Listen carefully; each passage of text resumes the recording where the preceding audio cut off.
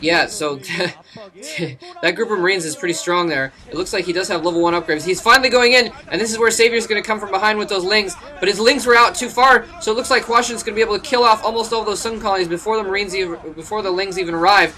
And those Lings are definitely going to go down. Those Mutalisks don't really stand much of a chance either, though, although he's picking off most of the Marines there. Yeah, and that Sunken is probably going to go down as well. In the meantime, Hwasin going straight for Savior's front door. Savior, realizing that he was kind of vulnerable, put up a ton of Sunken Colonies in his main.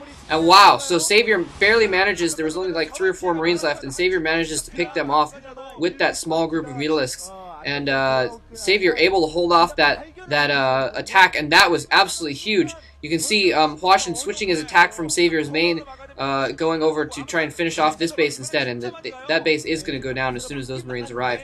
There's just too many there, and Savior does not have a lot of forces over there, so that base is going to die pretty quickly now.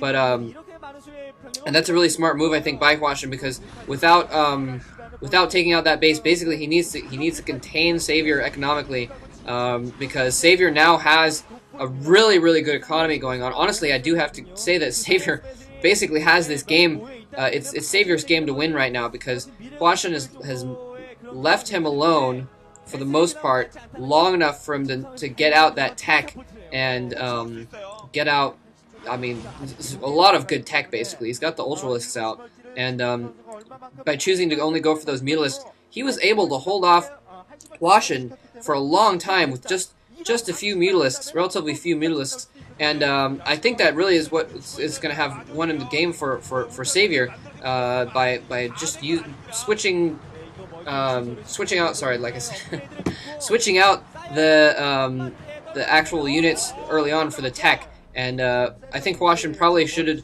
He basically let Savior pressure him. He let him keep him back. He had a ton of Marines out there, and he knew that there were only a few Mutalisks around, and that's why he went for that.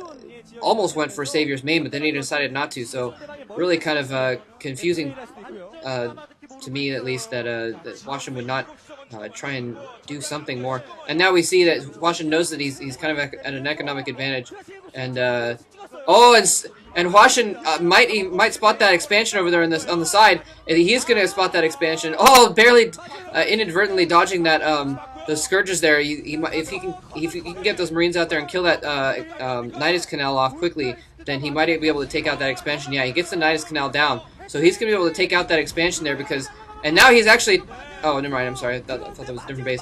So yeah. So Savior's gonna have to run out his drones there and just depend on the sunks. So Hwasin actually has turned the tables around very quickly. Savior has the tech now. He has a ton. Oh wow, that is actually a lot of Ultralisks. And maybe I think Hwasin probably scouted those Ultralisks out, because that's why he has those tanks there to take care of the Ultralisks. So if Savior tries to assault this position, which it looks like he's going to do right now.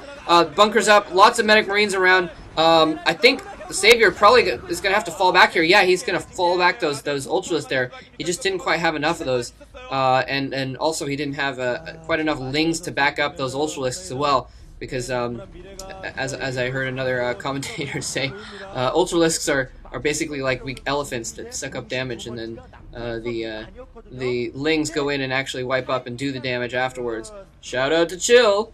And but anyway, so yeah, he didn't have enough really to support that group, and there was just an absolute crap ton of medic Marines there. And now Hwasin is moving out. It looks like he's leaving those tanks behind to try and kind of be a protective force against any attacks that might come around the other side, because that base is in a position where Zerg player can run around the side, and now finally Savior getting out Defilers there, so that's gonna change the game completely. Now that he's gonna have Defilers out. It looks like Hwasin somehow still has his base in the bottom left corner. I think those might just be Sunkens, though. I can see in the minimap. Definitely Hwasin having turned the tables, though. I'd have to give Hwasin the win at this point, because he's managed to contain Savior's economy. For a second there, it didn't look like he was going to be able to. He hadn't scouted the bottom left corner base, and he wasn't at first able to take out the top right corner base. But then he scouted the one in the bottom left, and he took both of them out. So now Savior basically working off of 3 bases, and Hwasin also working off three bases. And Hwasin a little bit slow pulling his Marines out there to take care of those Ultras, but that's not going to do him a lot of harm because he has a lot of medic marines there right now. And yeah, so Savior finally rebuilding that base in the bottom left corner.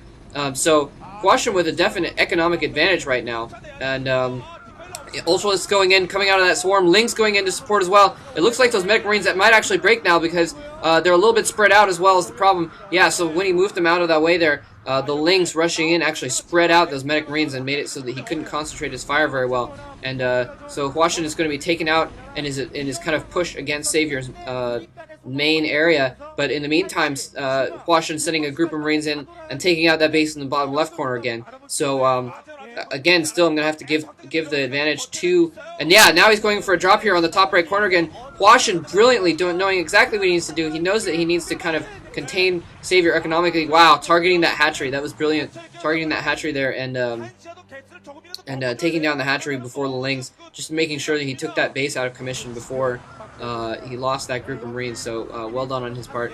And those medic Marines chilling in the top corner there getting attacked by that Ultralisk. It looks like they might actually come out of this alive. I don't know what the health is now. That Ultralisk is going to take them out actually.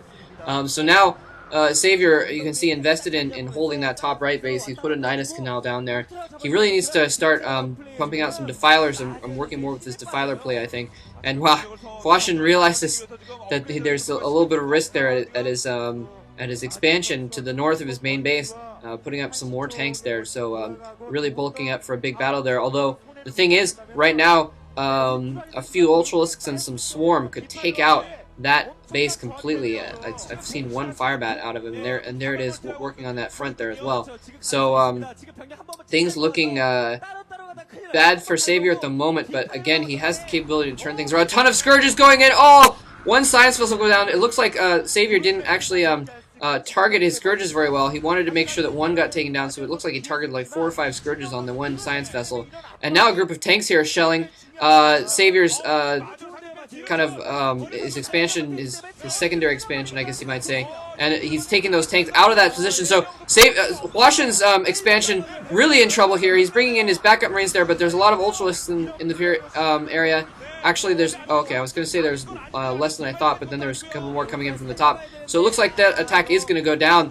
Hwasin was close enough to his main base at that time that he was able to bring him back and protect that base after all. So, brilliant defense by Hwasin there, and definitely going to have to keep giving the favor to Hwasin here. He does have a lot of Science Vessels. Scourges running around. If Savior can take out some of those Science Vessels, he might stand a chance, and he's just letting those tanks get there. Basically, Savior not really Johnny on the spot with his swarm like he needs to be. He needs to be dark swarming this stuff and just letting those tanks slowly pick away his base for like 20 minutes now. They've been sitting there shelling him, and he hasn't done anything about it. He just needs to go up on that ridge, plant down a swarm, send in a few Lings, and those tanks will be gone, but he's not doing that. And I think that's what's going to lose the game for Savior in the long run. If he doesn't do some better swarming, he's going to get taken out. Basically, I mean, that's his advantage right now, is the swarm, and he's not using it to its fullest advantage. When he made that attack on Hwasin's natural, if he'd gone in there with 2 full Defilers and planted down like 4 swarms, that base would be gone right now, and Savior would have an economic advantage. But he didn't do that, and so he may actually still have an economic advantage because he's got those bases up and running on the right side now. But Hwasin has spotted this base coming up on the left side, and I don't know if he'd planned that, waiting for the hatchery to actually come in before attacking, and finally sends in some Ultralisks at least to take out these tanks. And so those tanks are finally going to go down after sitting there for like 3 days and attacking his base.